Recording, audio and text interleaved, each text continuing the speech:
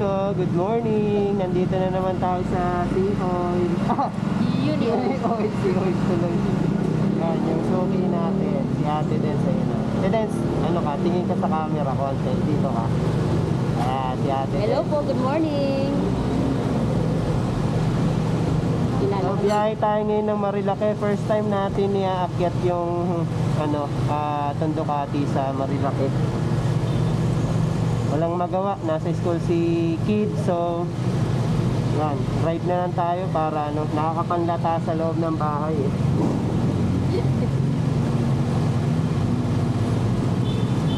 Okay sir, 300 na po tayo. Lalakmasya pala si Ducati ha. Sir, dito pa na, dito pa siya nakakakyat. Asan yung isa sir? Wala na,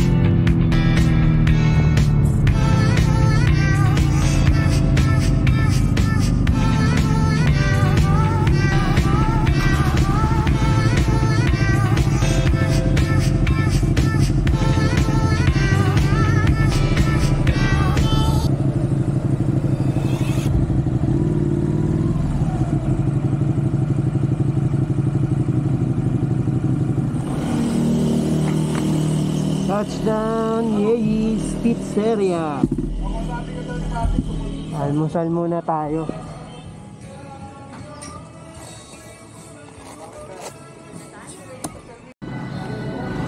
Ayun o. Nandito po tayo ngayon sa Yeis Pizzeria. Yan. Dito po yan sa may Tanay Rizal. And ito po yung isa sa pinaka-paborito po namin na puntahan. Ako personally, isa sa paborito ko to.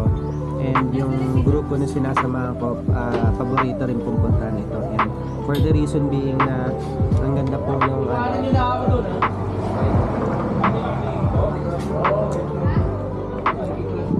ang ganda po ng place, maginhawa, alfresco po ito. So talagang mararamdaman mo talaga yung probinsya feels, yung hangin, yung amoy, yung simoy ng probinsya, ng mga greeneries, and of course yung mga pagkain po nila. Sobrang sasarap po ng mga pagkain nila dito. I-insert ko po yung photo po ng pagkain ko kanina. Pinicturean ko po siya. Nakain ko na so hindi na siya hindi na maganda yung itsura niya yun. So yan, i-insert natin para makita nyo kung gaano ka-enticing yung mga pagkain dito. So yung kinakain ko dito, yung paborito ko, yung Spanish omelette at saka yung cheese omelette. Yan, yung dalawang yun yung paborito ko kasi puro egg siya. So mahilig tayo sa mga high protein diet. So yun yung paborito nating kinakain every time na pumupunta ako dito. As in every time. Minsan lang ako umorder ng ibang menu nila aside dun sa dalawang nabanggit ko.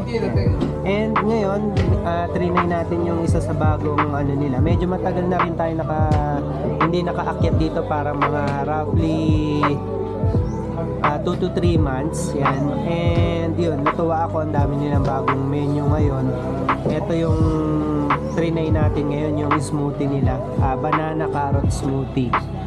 Yan. So yun, combination ng banana at ng carrot, at may ice, may whipped cream, at saka parang may konting caramel yata. Ayan. So napakasarap niya, sobrang sulit, na gustuhan ko. Ngayon lang. So after nito, as usual, yan, balik na tayo, uwi na tayo, bababa na tayo, maglalaro ng konti dyan sa way pababa. And that will conclude our solo ride dito sa Tanay Rizal, dito sa Marilaki. And dito sa mga fellow riders, ayan, don't forget to take extra precaution. Ayan, mag-ingat po ng husto. Pwede naman po tayong maglaro, however, wag po nating isasagad, wag po tayong lalagpas dun sa ating skill level. Kapag ka nararamdaman natin na medyo lagpas na tayo sa comfort level ng ating pacing, bawas konti. Yan, wala naman pong trophy dito, no? Alam ko yung feeling, alam ko masarap bumakbak, masarap bumenking. However, yun nga po, wag po nating ilalagpas dun sa skill level natin. Alam nyo naman po yan kung hanggang saan lang po yung kaya nyo. Mararamdaman nyo naman po yan. So ayun, doble ingat. Mas maganda po yung nakapag-enjoy na tayo, nakauwi pa tayo ng safe, at walang gasgas yung ating katawan, walang gasgas yung ating mga motor, yung helmet. Ayan, napaka mahal natin yung mga bagay na yan, yung motor, yung helmet natin, kung ano pa man yung suit natin, pinag-ipunan natin yan. Binili natin yan ng pera natin, so dapat ingatan natin. Yun nga po, huwag lalagpas sa inyong comfort level. Kung hanggang saan lang po yung sa tingin yung kaya nyo, yun lang po yung gawin nyo. Yan. Kasi normally dyan nagkakaroon ng mishaps, dyan nagkakaroon ng disgrasya, ng accidents kapag pinipilit po natin yung bagay na hindi naman talaga naaayon sa skill level natin. So mag-aral po kayo, may mga practice dyan, may mga coaches na nagtuturo po para ma-improve nyo yung inyong mga cornering skills, yung inyong riding skills. Marami po dyan. I suggest kung hindi pa po kayo ganun kabihasa, pa-coach po muna kayo, mag-schooling po muna kayo, and wag basta-basta ginagaya yung nakikita nyo ginagawa ng ibang riders, kasi hindi natin alam yung mga riders na yan, they have 10 years on their saddle or seat time, tapos kayo 1 taon pa lang gagayahin nyo yung ginagawa nila na nakikita nyo. Big X po, big no. Yan. Ayun lang, so tapusin ko lang yung aking pagkain, and after nito laro ulit tayo pababa. Yan, siguro mag-laps tayo ng konti ulit dun sa DC. Yan, walang photographer ngayon, and walang mga tambay doon, maluwag na maluwag, so makakapag laro tayo ng maayos. Okay, so ayun lang, kita-kita ulit tayo sa daan mamaya.